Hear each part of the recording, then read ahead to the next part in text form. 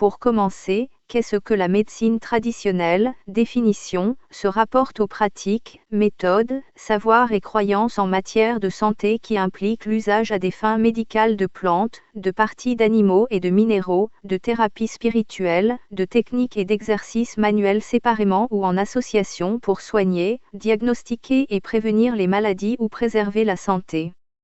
Dans les pays industrialisés, les adaptations de la médecine traditionnelle sont nommées complémentaires, alternatives, non conventionnelles, ou encore parallèles.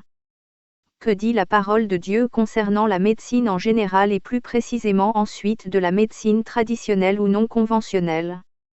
Luc, le médecin bien-aimé, vous salue, ainsi que Déma. Saluez les frères qui sont à Laodicée, et Nympha, et l'Église qui est dans sa maison. Colossiens 4h14. La parole de Dieu nous indique que Luc l'apôtre du Seigneur était médecin.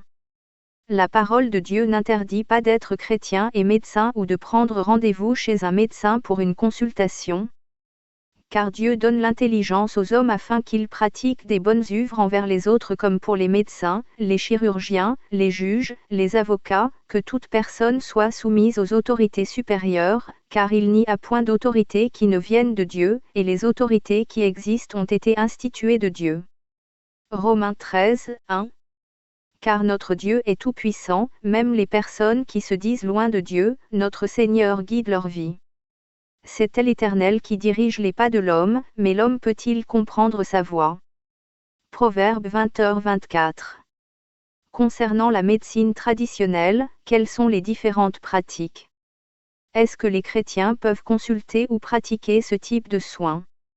Voici quelques exemples de pratiques de médecine dites non conventionnelles et leurs conséquences spirituelles ainsi que leurs origines. Les guérisseurs, magnétiseurs, rebouteux, reiki, les coupeurs de feu, chamans, exorcistes, médecine par les plantes, sorciers, marabouts, acupuncture, médecine traditionnelle chinoise, etc. Définition, personnes qui tentent de guérir des maladies mais qui utilisent des techniques non reconnues par la médecine traditionnelle. Ce sont majoritairement des pratiques qui se communiquent de génération en génération, les personnes ne savent pas pourquoi ils reçoivent ce genre de dons. Si ce n'est pas une pratique reçue de leur famille, les personnes qui ont voulu exercer ce type de pratique sont initiées afin de recevoir ce don de guérison. 2. Les hypnotiseurs, hypnose, sophrologie, etc. Définition, état de conscience particulier, entre la veille et le sommeil, provoqué par la suggestion. Lors de consultation, le patient est dans un état second, il n'est plus conscient de ce qu'il fait, ni de ce qu'il dit.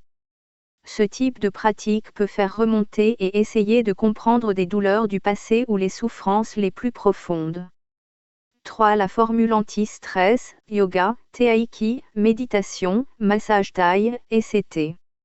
Définition, discipline spirituelle et corporelle issue de cette méthode et qui vise à libérer l'esprit des contraintes du corps par la maîtrise de son mouvement, de son rythme et du souffle.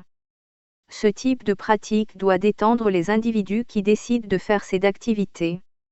Elles proviennent d'Inde ou de Chine principalement et sont basées sur des enseignements très anciens de relaxation. 4. La manipulation manuelle, ostéopathie. Définition, l'ostéopathie est une méthode thérapeutique manuelle qui s'emploie à déterminer et à traiter les restrictions de mobilité qui peuvent affecter l'ensemble des structures composant le corps humain. Discipline créée par Andrew Taylor Still en 1874. Cet homme qui perda ses enfants décida de rechercher une nouvelle technique afin de guérir. Après des années de recherche, il trouva une nouvelle pratique basée sur la technique des rebouteux et d'un enseignement plus traditionnel. Après avoir détaillé certaines pratiques de médecine traditionnelle, puisqu'il en existe des centaines à travers le monde, d'un point de vue scientifique. Voici le côté spirituel de ces pratiques et ce que la parole de Dieu nous dit concernant la médecine non conventionnelle. Or il arriva que comme nous allions à la prière, nous fûmes rencontrés par une servante qui avait un esprit de python, et qui apportait un grand profit à ses maîtres en devinant. Actes 16h16.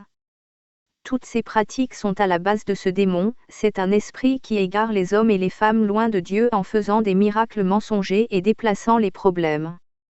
Ces entités sont capables de faire de faux miracles, en faisant croire que cela vient de Dieu ou que leurs problèmes de santé ou leur stress sont terminés. L'apparition de cet impie se fera, par la puissance de Satan, avec toutes sortes de miracles, de signes et de prodiges mensongers. 2 Thessaloniciens 2, 9. Satan et ses démons sont rusés dans l'art du mensonge et de la séduction, faisant croire aux hommes qu'ils peuvent faire toutes sortes de choses sans aucune répercussion et que l'homme est autosuffisant ou autonome, ce qui est faux. Le yoga et le TAI qui par exemple ouvrent les chakras ou les centres d'énergie qui doit, selon eux, créer une osmose parfaite dans le corps. Cette pratique ouvre les portes aux démons et apporte toutes sortes de problèmes et une fausse paix. Je vous laisse la paix, je vous donne ma paix, je ne vous la donne point comme le monde la donne, que votre cœur ne soit point agité ni craintif. Jean 14h14. Les guérisseurs et les rebouteurs reçoivent cet esprit de python de génération en génération. Ce sont des malédictions familiales. Certaines personnes de notre famille ont pu faire ce type de pratique et s'il n'y a eu aucune conversion à Christ, la malédiction s'étend à tous les descendants. Quand tu seras entré dans le pays que l'Éternel, ton Dieu, te donne, tu n'apprendras pas à faire selon les abominations de ces nations, il ne se trouvera au milieu de toi personne qui fasse passer par le feu son fils ou sa fille, ni devin qui se mêle de divination, ni pronostiqueur, ni enchanteur, ni magicien, ni sorcier, ni personne qui consulte les esprits, ni diseur de bonne aventure, ni personne qui interroge les morts, car quiconque fait ces choses est en abomination à l'Éternel, et à cause de ces abominations, l'Éternel, ton Dieu, les deux posséder devant toi. Tu seras parfait avec l'Éternel, ton Dieu. Car ces nations, que tu vas de posséder, écoutent les pronostiqueurs et les devins, mais pour toi, l'Éternel, ton Dieu, ne t'a pas permis d'agir ainsi. Deutéronome 18, 9. En tant que chrétiens, ouvrons nos yeux, de plus en plus de jeunes vont dans la rue pour proposer l'hypnose aux personnes. L'ostéopathie basée sur la technique des rebouteux ne cesse de croître en Europe, alors que ce sont des démons qui sont à la base de cette pratique.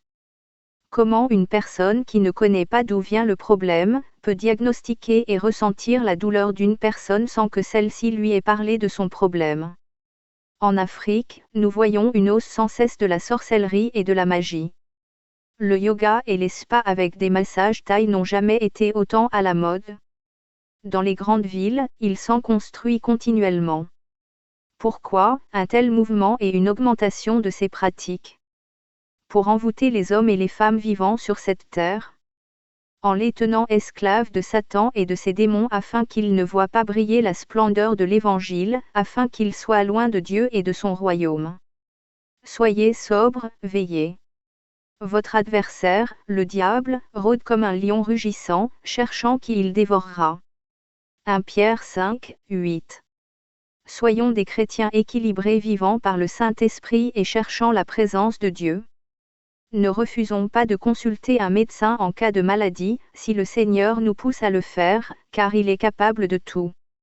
Mais ne refusons pas certaines choses de ce monde, ne soyons pas extrémistes mais discernons ce qui est de Dieu et ce qui est de Satan.